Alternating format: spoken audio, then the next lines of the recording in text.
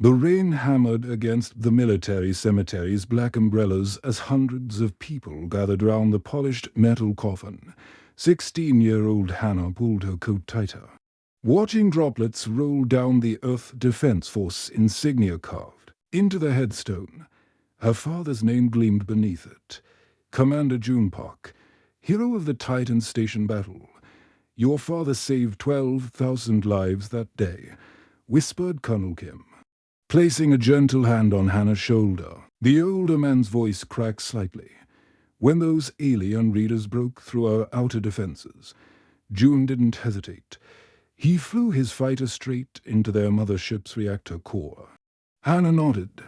Unable to speak, she'd heard the story countless times over the past week. How her father's kamikaze run had destroyed the massive alien vessel before it could reach Earth's population centers. How his sacrifice had turned the tide of humanity's first major space battle. How he'd become a legend overnight. But legends don't tuck you in at night or help with math homework. The military chaplain finished his speech about duty and honor, one by one. Officers in crisp blue uniforms filed past the coffin, each dropping a silver star onto its surface. The metallic pings echoed through the cemetery like distant gunfire. Hannah recognized some faces from her father's squadron, pilots who'd returned from battles her father would never see again. Lieutenant Swa approached with tears streaming down her cheeks. He talked about you constantly, she told Hannah. Carried your picture on every mission. Said you were his reason for fighting. The crowd began to thin as the ceremony ended. Families returned to their hover cars, their grief temporarily satisfied by ritual and speeches. But Hannah remained frozen beside the coffin, staring at her father's peaceful face through the transparent aluminum lid. He looked smaller. Somehow, the powerful commander who used to lift her above his head seemed fragile now. His hands folded over something metallic on his chest. Hannah frowned, leaning closer. She'd never seen that pendant before, a strange crystalline object that seemed to shift colors in the dim light. Where did he get that? She whispered to herself. Colonel Kim overheard. Found it on his final deep space patrol. He explained quietly. Some kind of alien artifact from a derelict ship. The science team wanted to study it, but June claimed salvage rights, said it reminded him of your mother's jewelry. Hannah's breath fogged the coffin's surface.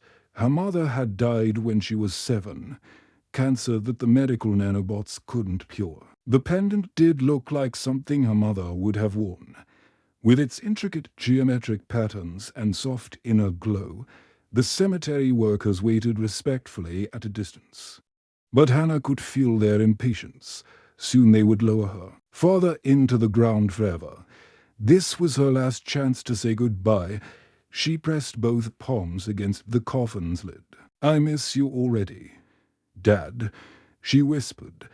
I don't know how to do this without you. The lid's magnetic seals disengaged with a soft hiss. Somehow her touch had triggered the release mechanism. Before anyone could stop her, Hannah leaned down and wrapped her arms round her father's still form, pressing her face against his uniform jacket. I love you, she sobbed, her tears falling freely onto the mysterious pendant. The moment her tears touched the crystalline surface, everything changed. The pendant erupted with brilliant light, pulsing like a heartbeat made of pure energy. Electric current raced up Hannah's arms, not painful but impossibly intense, as if lightning had learned to dance through her veins. Her vision exploded into kaleidoscope patterns, alien symbols and star charts and technological blueprints flooding her mind faster than thought itself. She saw flashes of her father's final mission, his fighter craft drifting through the wreckage of an ancient alien vessel, its hull covered in the same geometric patterns as the pendant. Strange machines still humming with power after millennia in the void, and something else. Presence, vast and patient, waiting for the right moment to awaken. The inheritors will know, A voice echoed in her mind, speaking in languages that predated human civilization. When the darkness returns, the worthy shall rise. Hannah's body convulsed. As the energy reached her heart, every cell seemed to vibrate at a new frequency, rewriting itself according to patterns older than Earth's sun. She felt her father's love flowing through the connection, mixed with knowledge from a dozen extinct civilizations. Then the world went black, and she collapsed beside the coffin. Colonel Kim rushed forward, shouting for medics, but the pendant had already gone dark. Whatever had just happened was only the beginning dot in the depths of space. Ancient sensors registered the activation. The first Guardian had awakened. Soon, humanity would need her more than they could possibly imagine. 3 days after the funeral, Hannah woke up feeling like she'd been plugged into a power generator. Her alarm clock hadn't even buzzed yet, but she could hear it humming with electricity from across the room. Every wire in the walls glowed with soft blue lines that traced the building's electrical system like a road map only she could see. She sat up too fast and accidentally crushed her water glass. The fragments scattered across the floor in slow motion. At least, that's how it looked to her enhanced vision. Her mind calculated the trajectory of each piece, predicting exactly where they would land before gravity finished its work. "What's happening to me?" she whispered, staring at her hands. They looked normal, but she could feel power flowing beneath, her skin like liquid lightning. Downstairs, her Uncle Ty was making breakfast. Hannah could smell the eggs cooking from her bedroom on the 3rd floor, could hear his heart beat through the walls, could even sense the heat signature of his body moving round the kitchen. It was overwhelming and amazing at the same time. She got dressed and headed downstairs, moving more carefully than usual.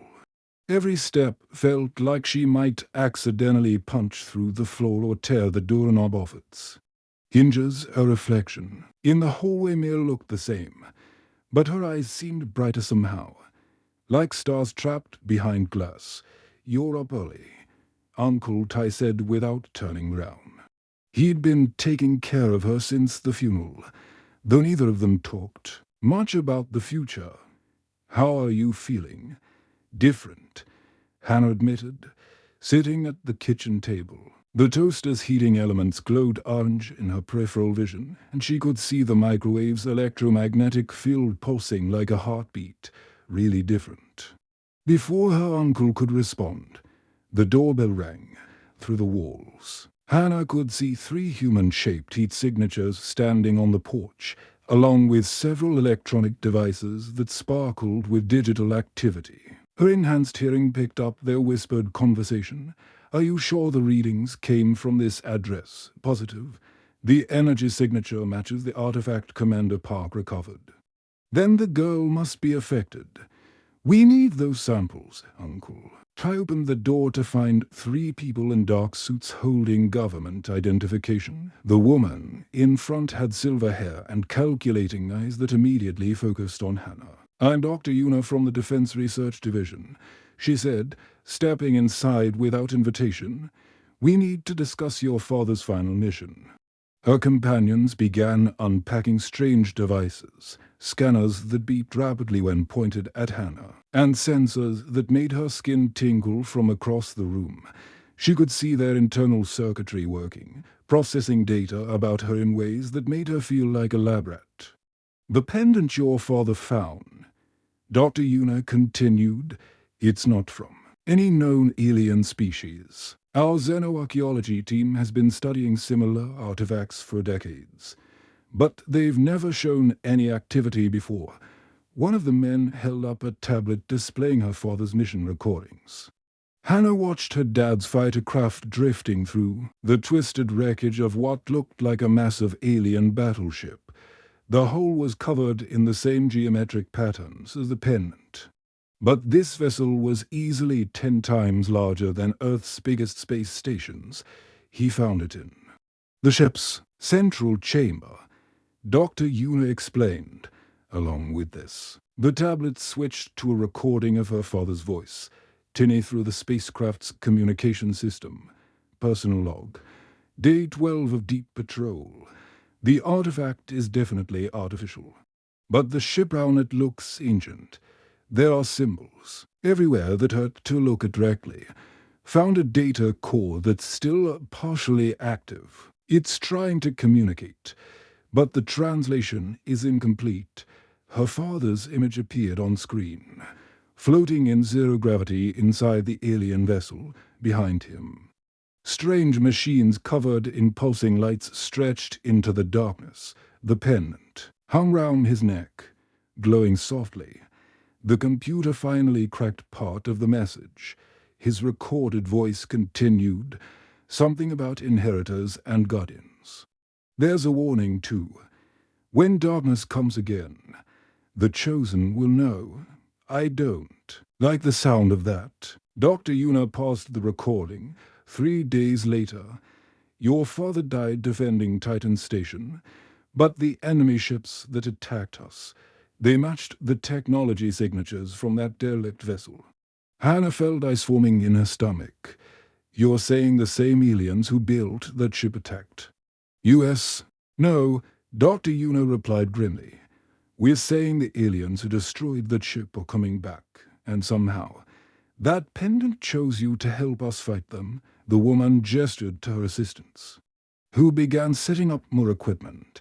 We need to run some tests, understand what's happened to you, because according to our deep space sensors, a massive fleet is heading toward Earth. They'll be here in 6 months. Hannah stood up so fast her chair flew backward and cracked against the wall. Every electronic device in the room flickered as energy pulsed from her body. She could feel the pendant's power flowing through her bloodstream, rewriting her genetic code cell by cell. I'm not going anywhere, she said firmly. But if you want my help, you better start explaining everything. Because I can see things now that you can't even imagine through the kitchen window. She watched a flock of birds change course mid-flight, as if something in the sky had spooked them. Something her enhanced sensors couldn't quite detect yet, but it was coming, 2 weeks after the government scientists moved into her house. Hannah finally cracked the alien code. She sat in her father's old study, surrounded by holographic displays showing star charts and alien symbols that would have driven normal humans insane just to look at. But her enhanced mind absorbed the information like a sponge drinking water. The pendant pulsed against her chest as she traced the final symbol with her finger. Suddenly, the room filled with ghostly blue light, and she wasn't in her house anymore. She stood on a crystalline platform floating in space. Surrounded by the spirits of 1,000 dead civilizations, they appeared as shimmering outlines.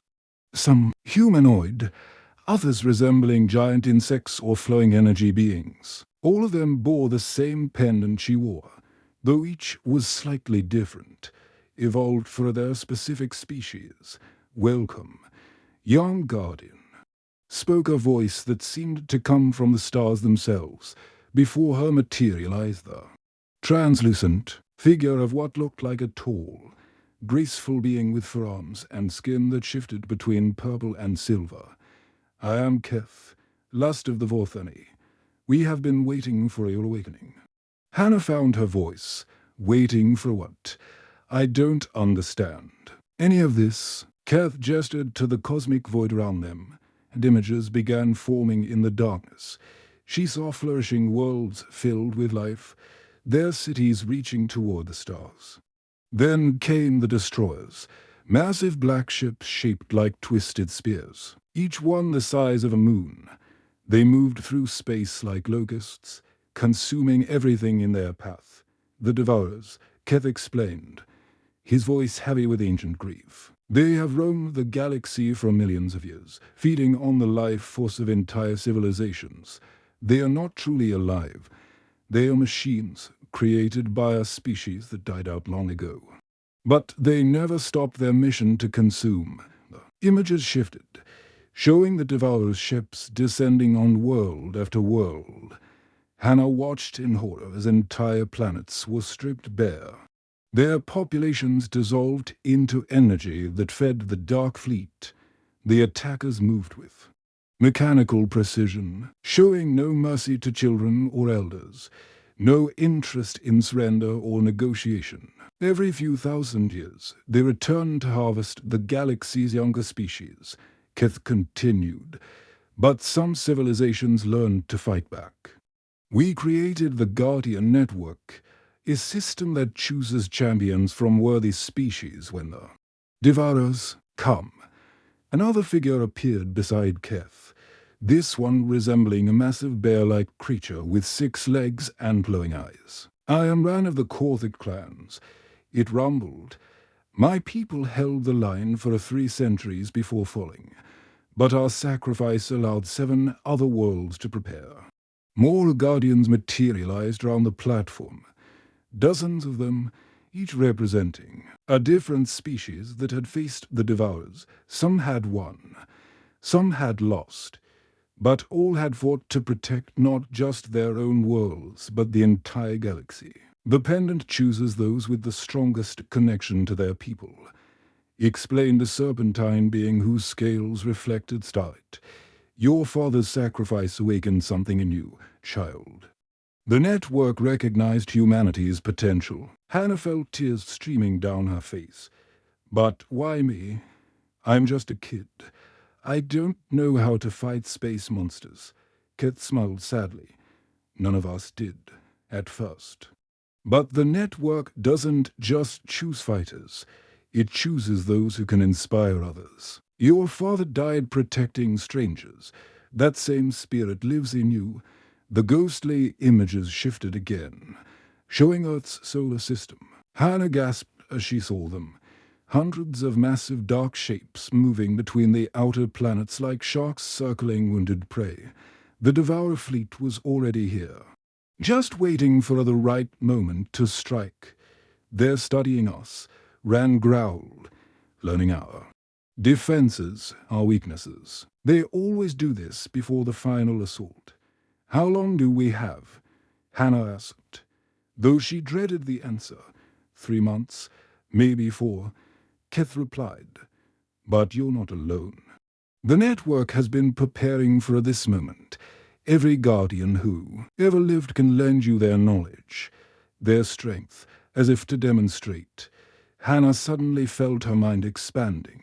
Combat techniques from warrior species, scientific knowledge from ancient civilizations, tactical strategies from generals who had fought battles across the stars. It all flowed into her consciousness. Like a river of liquid wisdom, but with her knowledge came something else, the weight of responsibility. She could feel the expectations of billions of beings, both living and dead, pressing down on her shoulders. I can't do this, she whispered. You can, said a new voice. Hannah spun round to see a familiar figure approaching, her father, glowing, with the same ethereal light as the other guardians. You have something the Devourers have never encountered before. What's that? Commander June smiled the same warm smile she remembered from childhood. You have humanity's greatest strength, the ability to turn strangers into family, to make allies out of enemies. The Devourers are machines, daughter.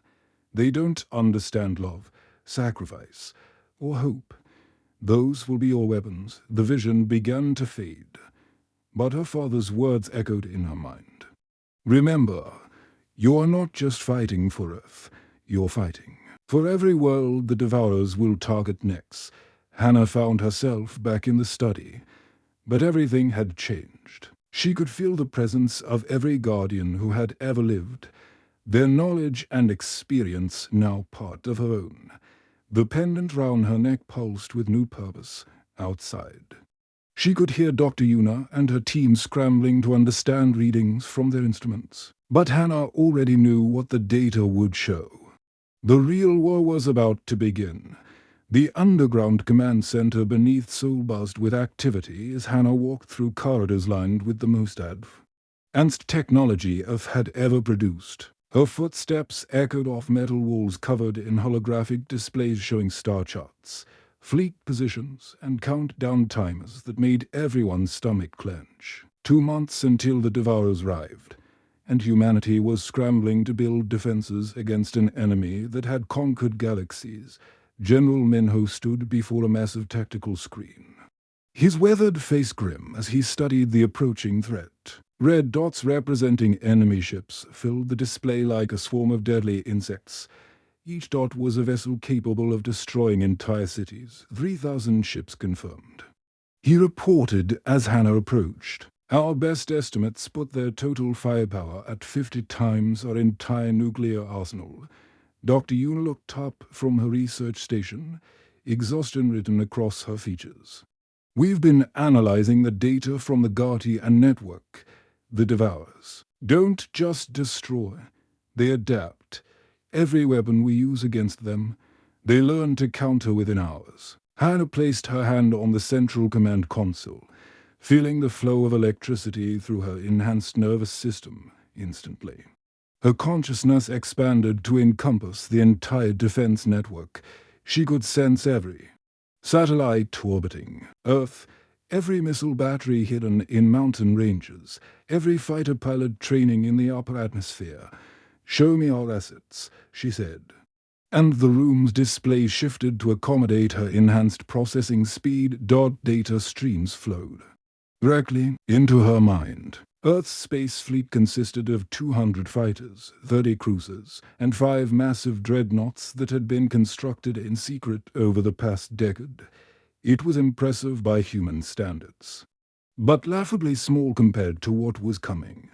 We can't win through firepower alone, Hannah realized, her voice carrying an authority that made veteran soldiers pay attention. But we don't have to. She turned to face the assembled officers and scientists. The Guardian network didn't just give me knowledge. It gave me connections. There are others out there. Survivors from species that faced the Devourers and lived. To tell about it. General Minho frowned. "You mean other planets, other civilizations?" "I mean other Guardians." Hannah's pendant began to glow, and the air around her shimmered with energy. "Watch." She pressed her palms together and closed her eyes. Reaching out across the vast distances between stars, the pendant's power amplified. Her consciousness, allowing her to touch minds light years away. The first contact came from a world orbiting a red giant star. She felt the presence of Zara, a guardian whose crystalline species had repelled the Devourers 40 years ago. The alien's thoughts were like music made of mathematics, young one. Zara's voice whispered in Hannah's mind. "We have been monitoring your situation. Your species shows promise." More connections followed. Kale from the warrior moon of Rigel 7, whose people had turned their entire world into a fortress. Nearer from the aquatic realms of Kepler-Fulfer to be, whose biotechnology could heal wounds that should have been fatal. Dozens of guardians from across the galaxy, each one a survivor of humanity's future nightmare. "They're willing to help," Hannah announced, opening her eyes to find everyone staring at her in amazement. "But they can't send fleets. The Devourers would detect large-scale troop movements. Instead, they're sending something more valuable." She gestured to Dr. Yuna's equipment. "Knowledge. Technologies that the Devourers haven't seen before, or have forgotten how to counter." Over the following weeks, Hannah became the bridge between Earth and the galaxy's hidden survivors. Her enhanced abilities allowed her to process alien scientific concepts and translate them into something human engineers could understand. She spent 18 hours a day in the command center. Her consciousness split between coordinating Earth's defenses and absorbing centuries of hard-won tactical knowledge. The first breakthrough came when she interfaced with Earth's quantum computers. Her touch allowed the machines to process Guardian network data at impossible speeds, revealing weaknesses in Devourer technology that had taken other civilizations decades to discover. "Their ships are machines, but they're not perfect," she explained to General Minho while reviewing tactical data. They rely on predictive algorithms to counter our weapons, but if we can introduce enough chaos into our attack patterns, we can overload their adaptive systems. Dr. Yuna looked up from her workstation, where she was analyzing biotechnology gifted by the aquatic guardians. The medical applications alone are revolutionary.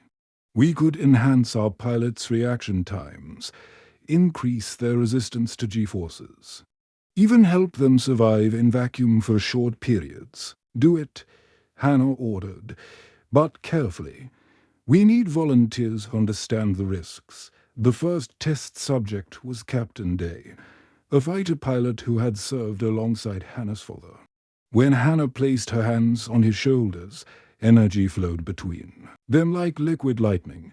She could feel his nervous system rewiring itself, his reflexes becoming superhuman, his mind expanding to process information at enhanced speeds. "This is incredible," he breathed, looking at his hands as if seeing them for the first time.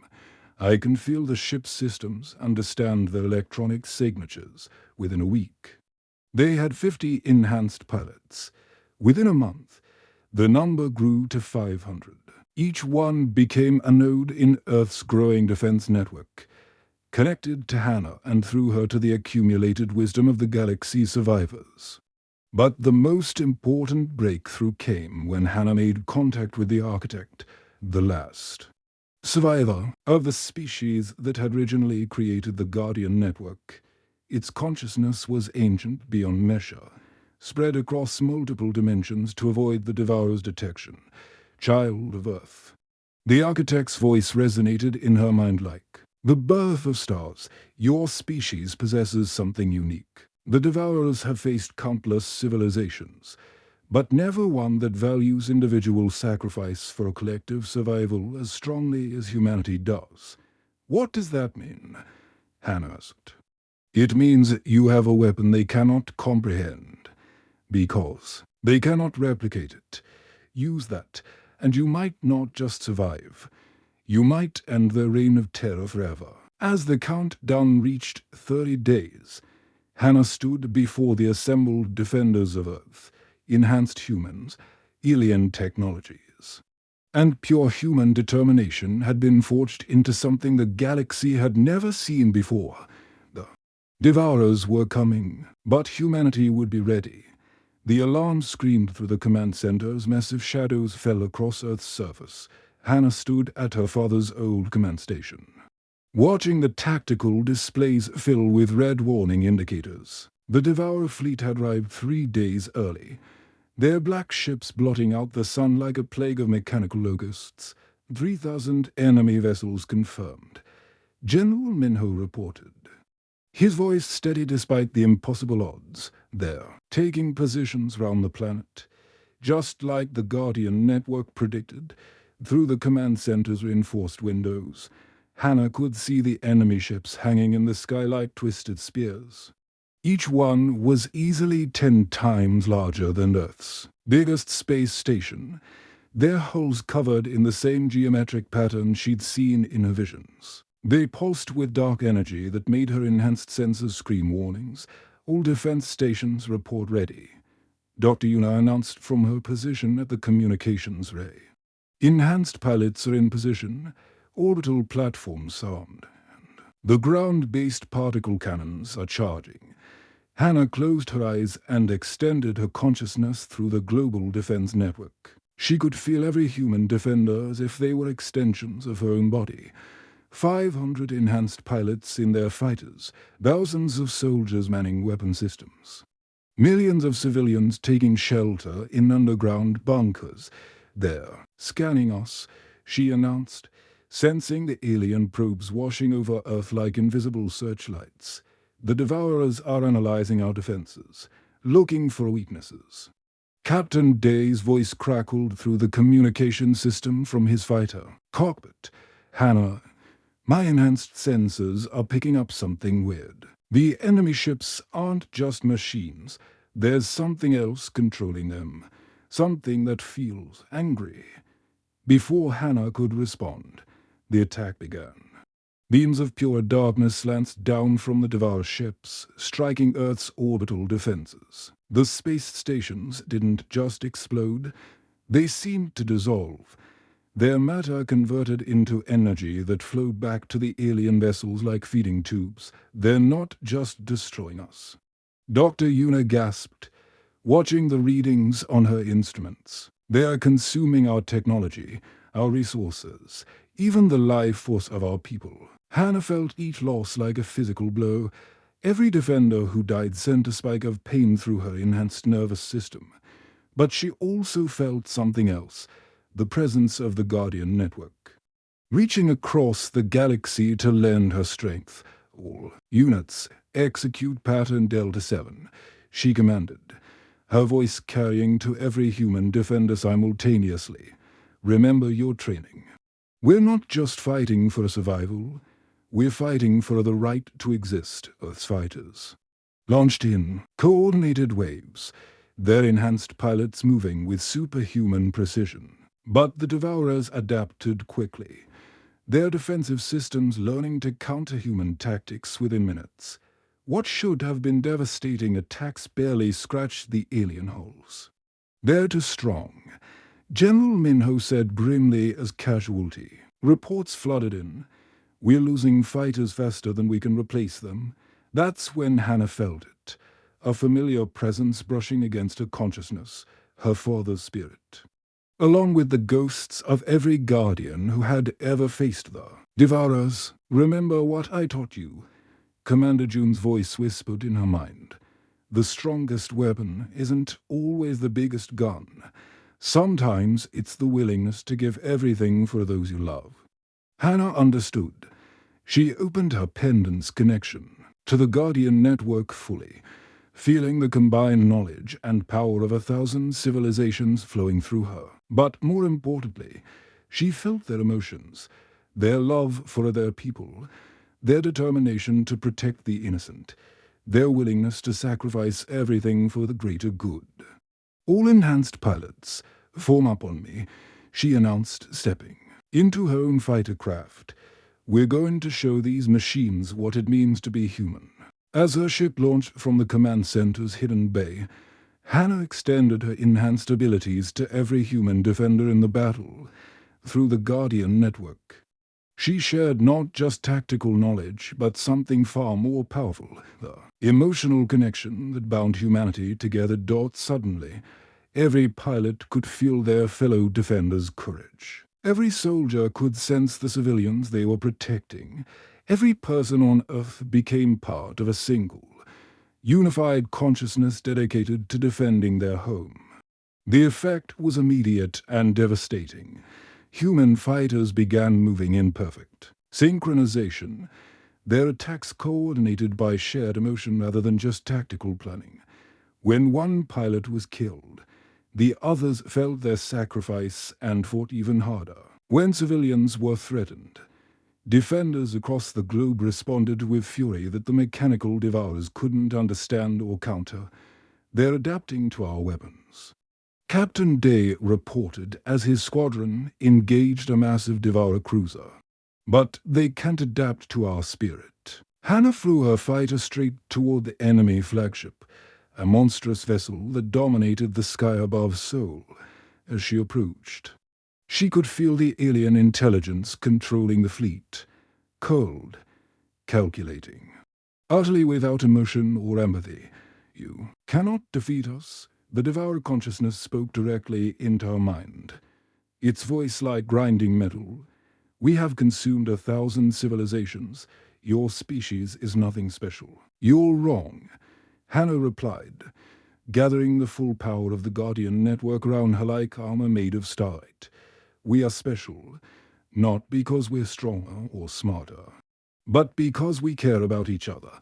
She channeled every Guardian who had ever lived, every human who had ever sacrificed for others, every parent who had died protecting their children. The pendant round her neck blazed with power that had been accumulating for millions of years, waiting for a species worthy of wielding it. The energy blast that erupted from her fight didn't just destroy the Devourer flagship. It transformed it converting its dark matter into pure light that spread throughout the enemy fleet like a virus of hope and compassion. One by one, the Devourer ships began to change. The mechanical consciousnesses controlling them experienced emotion for the first time in years, feeling the love and sacrifice that had powered Hannah's attack. Many simply shut down. Overwhelmed by sensations they couldn't process, others began to glow with the same light, their purpose shifting from consumption to protection. When the battle ended, Earth floated in space surrounded by a fleet of converted Guardian ships. The Devourers were gone, either destroyed or transformed into protectors by humanity's greatest gift, the ability to love unconditionally. Hannah returned to the command center to find General Minho and Dr. Yuna staring at readings that showed Guardian beacons activating across the galaxy. Civilizations that had hidden from the Devourers for millennia were emerging from their shelters, ready to rebuild. The galaxy is free, Dr. Yuna whispered in amazement, after millions of years. The Devourer threat is finally over, Hannah felt. The weight of her new responsibilities settling on her shoulders. Through the Guardian network, she could sense other species looking to humanity for leadership, inspired by their victory over an enemy that had seemed invincible. This is just the beginning, she said, her father's pendant pulsing with gentle light. We're not just Earth's guardians now. We're protectors of everyone who needs help outside. The converted Devourer ships were already beginning their new mission, carrying human volunteers to distant worlds that needed healing. The galaxy's newest guardians were ready to serve, united by the simple truth that love was stronger than any weapon. Humanity had not just survived, they had shown the universe what it meant to be truly alive. The end.